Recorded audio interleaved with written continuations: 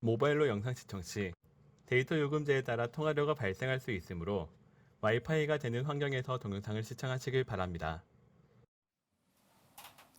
여러분들과 함께 오손도손 미술 이야기를 만들어가는 빨간 장갑 정경실입니다. 반갑습니다. 오늘은 고흐가 프랑스로 가기 전 자신의 모국인 네덜란드에서 그렸던 초기 작품 감자 먹는 사람들이라는 작품을 만나보겠습니다. 고흐가 33살에 프랑스로 가서 그렸던 그 이후의 그림과 그 전에 네덜란드에서 그렸던 그림들은 정말 확연하게 다릅니다. 많은 분들이 프랑스에서 그렸던 고흐 그림들은 익히 잘 알고 계시는데요. 아마 초기 작품은 조금 덜 친숙하리라 생각을 됩니다. 프랑스로 가서 그렸던 그림은요, 다음부터 소개드리도록 하겠습니다. 고흐가 1853년에 태어났는데 고흐가 태어났던 그 시기죠. 그 19세기에는 미술사에서 아주 큰 변화가 있었습니다. 그래서 먼저 그것에 대해서 간단히 소개 드려보겠습니다. 19세기 중반까지의 화가들은요, 지금 우리들이 생각하는 그런 화가들은 조금 달랐어요. 자기의 생각이나 자기의 마음을 자유롭게 표현하는 예술가라기보다는 그 당시에 이제 자기 화가를 금전적으로 지원하는 후원자 또는 이런 그림을 그려주세요라고 말하는 그 주문자의 그 취향에 따라서 그림을 그려주는 일종의 예술적 감각을 가진 기능직이라고 말을 할 수 있겠습니다. 그림을 실제 그대로 그리거나 아니면 실물보다 더 멋있고 아름답게 그려내는 기술을 가진 직업인이었다고 볼 수 있겠죠. 여러분 혹시 그 영화 같은 거 보시면 그 복도나 아니면 큰 거실에 그 대대손손 멋진 이런 초상화가 걸려있는 장면을 보셨을 겁니다. 그 당시에는 사진이라는 것이 없었잖아요. 그렇기 때문에 화가들은 부유하거나 또 유명한 사람들의 초상화를 그리거나 아니면 그 교회나 성당에 나오는 성경의 그림들, 종교화를 그렸습니다. 아니면 또 예쁘게 놓여진 정물화 같은 것을 기록이나 종교의 이상향을 표현하는 그림을 주로 그렸었거든요. 그러다가 19세기 이제 후반을 들어오면서 그러니까 인상주의부터라고 말을 해도 괜찮을 것 같아요. 그때부터 작가들의 시선과 방식으로 화가 자신이 주체가 되어서 그리는 그림, 그러니까 지금 우리들이 생각하는 화가들이 등장하기 시작합니다. 그래서 직업적인 기능인에서 정말 우리가 생각하는 예술가로 바뀌는 거죠. 정말 큰 변화입니다. 그래서 19세기에는요, 예술가가 이렇게 두 분류로 나누어지기 시작을 합니다. 첫째는 뭐냐 하면요, 안정된 경제와 명성을 가지고 기능인 직업인으로서 살아가는 화가. 또 다른 하나는요, 전통을 거부하고 자신 스스로 선택한 길을 조금 자랑스럽게 생각하면서 배는 고프고 고달프지만 자신의 길을 걸어가는 화가입니다. 그래서 그 화가들은 당시에 당연히 주목을 받을 수 없었겠죠. 그 많은 분들이 알고 계시는 만종이라는 그림 기억나시나요? 그 부부 둘이가 들일을 하고 나서 조용히 저녁에 이렇게 기도 드리는 장면, 그 만종과 또 이삭 줍는 여인을 그렸던 밀레, 너무 유명한 화가잖아요. 근데 그 분도 그 당시에는 큰 관심을 받지 못했어요. 그래서 밀레는 이렇게 얘기합니다. 사람들이 자신에게 관심을 갖지 않는 것에 대해서 그런 무관심은 만약에 내가 비싼 구두나 신사 생활이 필요하다면 정말 나쁜 거겠지만 나는 남학신을 신고 어디든지 살아가겠다. 이렇게 얘기를 하거든요. 그래서 평생 내가 남학신 신고 걸어가면서 자신이 원하는 길을 가겠다. 이렇게 말하는 용감한 화가들이 이 분류에 속합니다. 그래서 19세기부터요, 죽은 후에 작가가 죽고 난 뒤에 진가가 인정되는 화가들이 많이 나타나는 이유이기도 합니다. 자, 19세기 중후반부터는요, 새로운 미술 양식과 또 예술가가 나타나는 시기였다라는 말씀을 제가 조금 길게 드렸네요. 지지난 시간이었나요? 제가 예전에 고흐에 대해서 별별 연구가 다 이루어져서 마치 고흐를 이렇게 해부하는 느낌이 들 정도라고 말씀을 드린 적이 있는데요. 고흐가 그 동생 테오에게 썼던 편지를 일일이 다 분석을 해서 그 속에 나오는 그게 언급하고 있는 화가들 이름을 정리하신 분도 계세요. 그래서 그 표를 보면 이삭 줍는 여인 만종을 그렸던 밀레가요 170회가 나오고 자신에게 고흐에게 개인적으로 그림을 가르쳐 줬던 안톤 모베가 152번, 그리고 고흐가 가장 존경했던 작가분이죠. 빛의 화가 렘브란트가 100번 나오고 있습니다. 모두 고흐에게 영향을 준 인물이라는 것을 알 수 있겠죠. 그 밀레도 그 당대는 별로 이렇게 많은 호응을 받지 못하다가 죽은 후에야 호평을 받았고, 지금 우리가 만나고 있는 고흐도 마찬가지죠.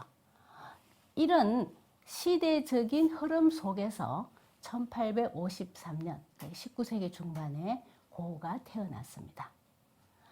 고흐가 여러 직업을 하거든요. 그러다 이제 다시 그림을 그리겠다라고 얘기했을 때 미술학교는 제가 잠깐밖에 다니지 않았다고 말씀을 드렸고요. 고흐에게 개인적으로 그림 지도를 해준 안톤 모베라는 화가가 있습니다. 고흐의 먼 친척이었어요. 그런데 고흐가 워낙 세계적으로 유명해지니까 안톤 모베는 자신의 그림보다는 고흐에게 그림을 가르쳐줬던 사람, 또 고흐의 친척, 이렇게 더 알려지고 있습니다. 고흐의 성격 탓이라고 할까요? 두 분이 조금 마찰이 있긴 했어요. 근데 끝까지 고흐를 도와주려고 노력을 하다가 제가 바로 지난 시간에 얘기했던 것 같아요. 그 아기를 뵌 거리의 여인과 고흐가 결혼을 하잖아요. 그 시엔이라는 여자와 결혼을 함으로 해서 안톤 모베와는 완전히 이렇게 결별을 하게 됩니다. 그래서 그때부터 고흐는 완전히 독학으로 그림을 익혀나가죠. 자신이 좋아하는 렘브란트라든가 또 아니면 밀레라 같은 그림을 보면서 스스로 그림을 배워나갑니다.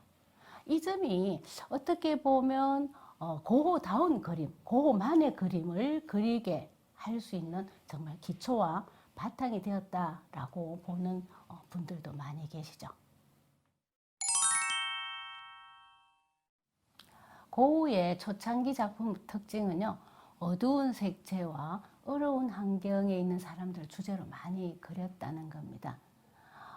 이 그림을 보시고 고흐의 이제 후기 작품을 잘 알고 계시는 분들은 이것도 고흐가 그린 거야? 라고 생각이 드실 정도로 아주 판이하게 보이시죠?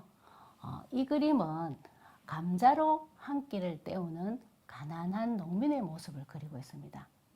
평소에 밀레 같은 농민 화가가 되고 싶어 했거든요. 그래서 고흐는 농민의 삶을 굵직한 선과 아주 무거운 화면으로 담아내고 있습니다. 정직한 노동으로 수확한 것을 먹는 모습을 그린 진실된 삶을 담고 있는 그림을 그리고 싶다라고 동생 태옥에 편지를 쓰거든요. 그래서 귀족이나 부자들이 원하는 그림이 아니고 또 아름답게 멋져 보이도록만 그려지는 그런 그림이 아닌 사람 냄새가 나는 진실을 담고 싶다, 이렇게 말하고 있습니다. 지금 이 그림은요, 고흐의 그 초창기 그 작품 중에서 최고의 명작이라는 평을 듣고 있지만, 그 당시 이제 멋진 초상이나 예쁜 꽃이 담긴 화병 이런 거를 주로 그렸을 그 당시에 이 그림이 팔릴 수 있었을까요? 고흐는 이 그림에 나오는 가족들을 담기 위해서 가족 한 명 한 명씩 따로따로 40분 이상이나 그리면서 인물을 탐구했고, 또 그들이 이제 표면으로만 이걸 담으려고 한 게 아니고요. 정말 그 가족처럼 느끼면서 생각하면서 가족의 모습을 담으려고 애쓴 작품이 되겠습니다. 이런저런 구도, 뭐 이렇게 인물 배치라든가 또 나오는 인물들이 여러 가지 표정을 그려본 습작만 해도 56점이 된다고 하니 그가 얼만큼 이 작품에 공을 들였는가 하는 것을 짐작할 수 있습니다.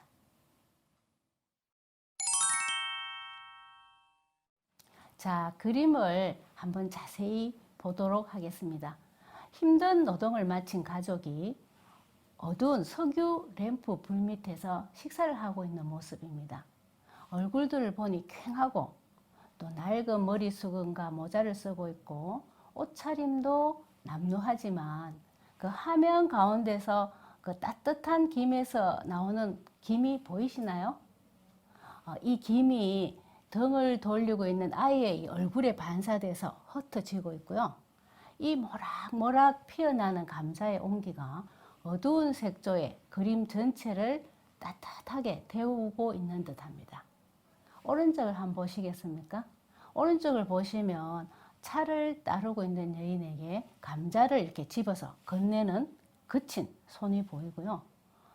식사라고 해야 정말 감자와 차만 있는 상 앞에서 남편에게 말을 건네며 바라보는 그 왼쪽 여인의 다정한 눈길, 그리고 등을 보이고 있지만 저녁 식사를 보고 아주 즐거워할 것 같은 딸아이의 뒷모습에서 전체적으로는 정말 가난이 묻어나고 있지만 보면 볼수록 가족의 따뜻함과 힘든 노동 후의 식사 시간의 안락함이 전해지는 장면입니다. 훨씬 풍부족한 여유로운 삶을 살고 있는 우리지만 과연 저 그림 속 농부 가족들만큼 풍요롭다고 말할 수 있을까? 라는 생각을 한번 해보게 합니다. 이 그림은 당시 이제 이렇게 소개되었을 때 손과 팔이 너무 과장되게 길다고 동료 화가들에게 비판을 받아요. 근데 고은은 이렇게 말합니다. 나는 그림을 보고 대상을 보고 분석해서 그대로 그리려고 한 것이 아니다. 내 마음으로 느껴서 나오는 어떠한 감상의 느낌이 그 안에 그려져 있다라고 도로 받아치면서 의도된 과장이라고 말을 합니다. 그래서 힘든 노동을 한 정직한 팔과 손이 고우의 눈에는 더 크고 길게 보여졌나 봅니다. 고우는 이 작품에 굉장히 애정을 보이면서 자신의 첫 작품이라고 말하거든요. 그래서 이전 그림은 내 그림은 다 습작이고 이 작품이 첫 작품이다 이렇게 말을 합니다. 고우가 그 6남매 중에 제가 맞이라고 말씀을 드렸잖아요. 그래서 동생 태호에게도 편지를 썼지만 여동생에게도 편지를 썼는데 거기에 보면 감자 먹는 농부를 그린 이 그림은 내가 그린 그림 중에서 가장 훌륭한 작품으로 남을 것이다 라고 자신 있게 말하고 있습니다. 고우에게 있어서 첫사랑 같은 작품, 감자 먹는 사람들이라는 작품을 오늘 함께 보았습니다.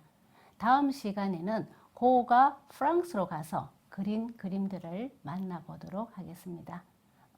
감사합니다.